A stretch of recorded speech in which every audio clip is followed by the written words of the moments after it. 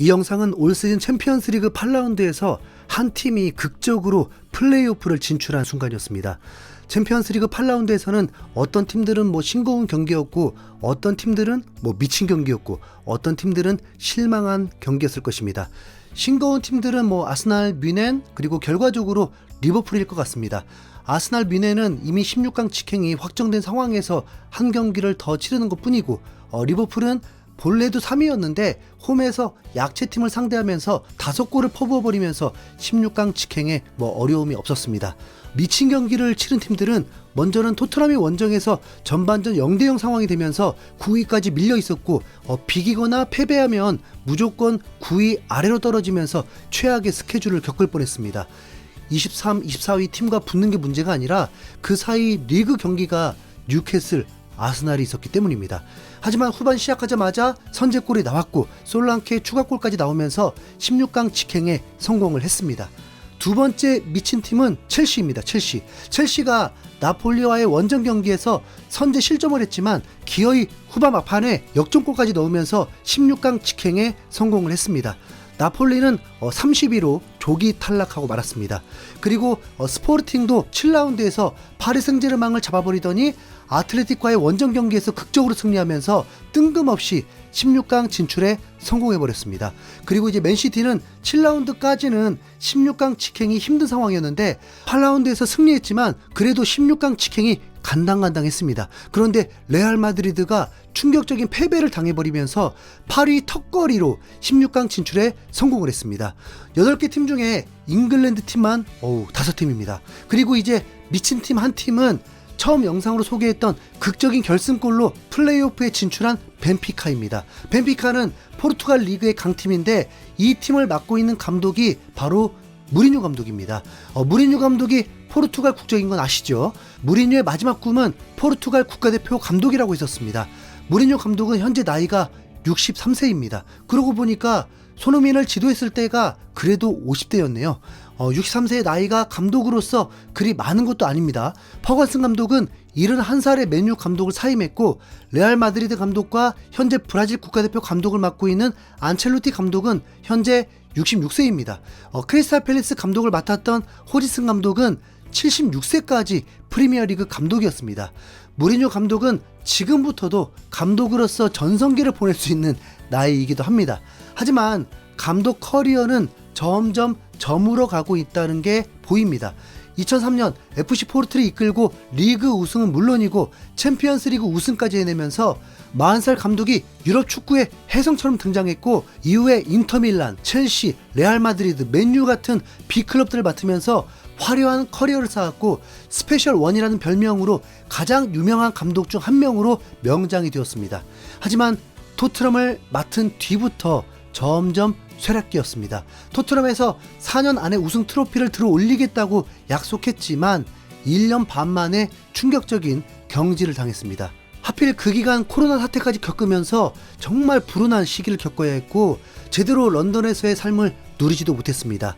무리뉴 감독의 업적은 딱 하나, 손흥민의 포텐을 터뜨려준 감독, 손흥민 케인의 역사상 최고의 콤비를 만들어낸 감독, 이것뿐입니다. 이후에 AS 로마를 맡아서 다시 컨퍼런스 리그 우승이라는 업적을 세웠고, 스스로 선택하길 리그의 최고의 팀만 맡고 싶었던 건지 챔피언스 리그만을 원했던 건지 튀르키의 페네르바체를 맡아서 독설만 퍼붓고 나왔고, 다시 프리미어리그로 복귀할 줄 알았지만 무리뉴 감독의 선택은 고향으로 돌아가는 것이었습니다. 무리뉴 감독은 벤피카라는 팀의 감독을 맡게 된 것입니다. 무리뉴 감독은 포르투갈에서 호날두, 피구와 함께 빅네임 3 안에 들어갈 정도로 유명해서 벤피카 감독이 되었을 때도 환대를 받았습니다. 벤피카는 포르투갈에서는 명문 클럽입니다. 홈 경기장도 6만 관중 수용이 가능해서 지난 시즌 세계 축구 클럽 평균 관중의 20위 안에 들어간 클럽이기도 합니다. 무리뉴 감독은 이 팀을 이끌면서 올 시즌 3위를 달리고 있는데 주목할 것은 유럽에서 유일한 무패팀이라는 겁니다. 뮌헨이 리그 수준도 더 높고 그래서 뮌헨이 유럽 5대 리그 유일한 무패팀이라고 할 뻔했는데 뮌헨이 아우크스부르크와의 경기에서 충격적인 역전패를 당하면서 무패는 정말로 이제 벤피카만 유일하게 되었습니다. 무리뉴 감독은 리그 우승, 챔스 우승뿐만 아니라 깨지기 힘든 첼시 시절 38경기 15실점이라는 역대 최소 실점 기록도 가지고 있습니다. 무리뉴 감독이 벤피카를 맡으면서 20년 전에 FC 포르투 같은 기적을 만들어주길 바라는 것은 아닐 것입니다. 리그 우승과 챔스에서의 경쟁력 정도였겠죠. 그런데 챔스에서 벤피카는 힘을 쓰지 못하고 있었습니다. 7라운드까지 2승 5패로 사실상 플레이오프 진출 실패 확정이라고 봤습니다. 8라운드에서 챔스 우승 후보 레알 마드리드를 상대해야 했기 때문입니다.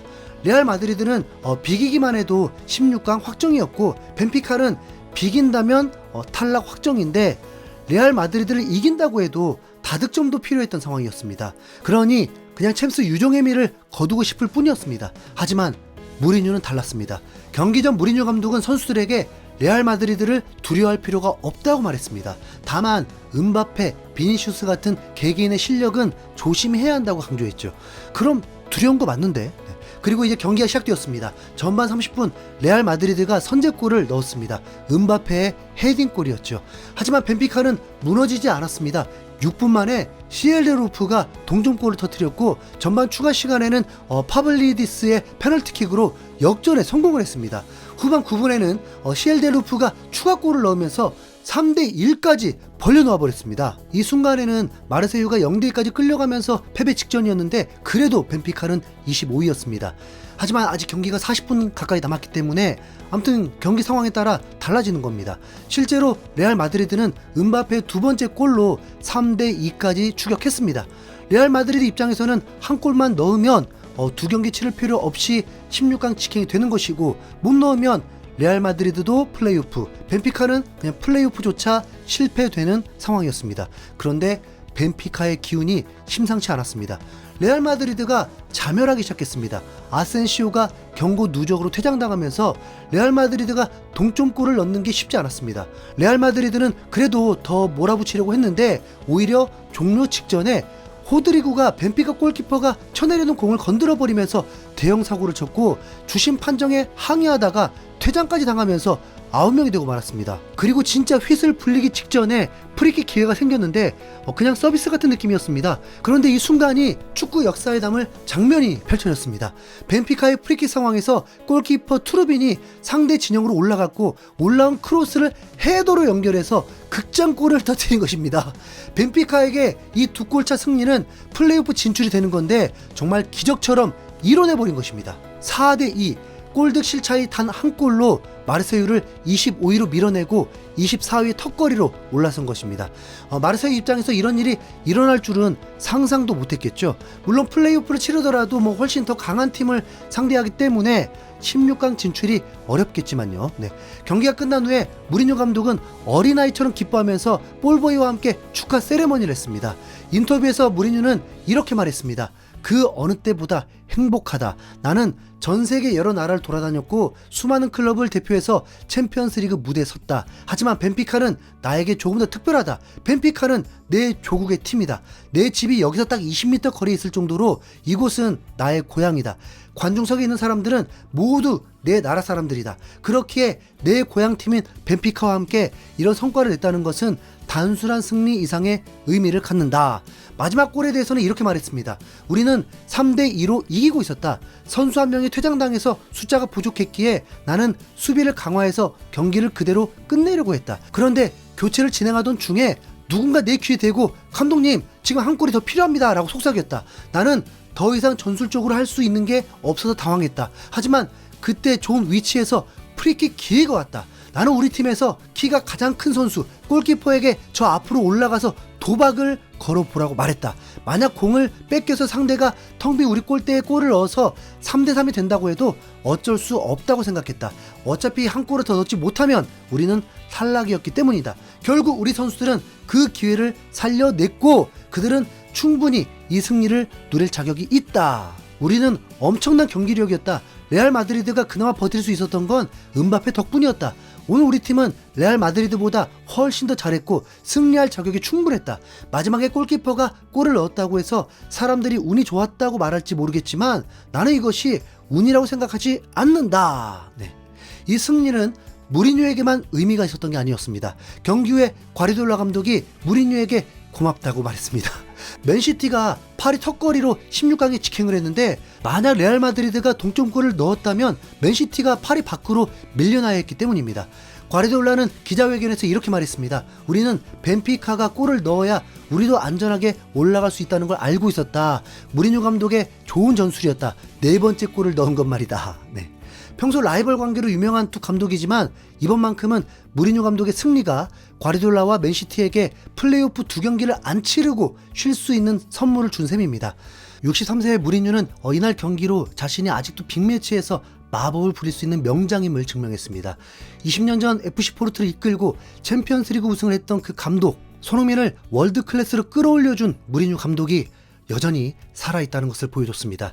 무리뉴 감독의 드라마가 기분은 좋네요. 네, 이상 흰수염고래였습니다. 감사합니다.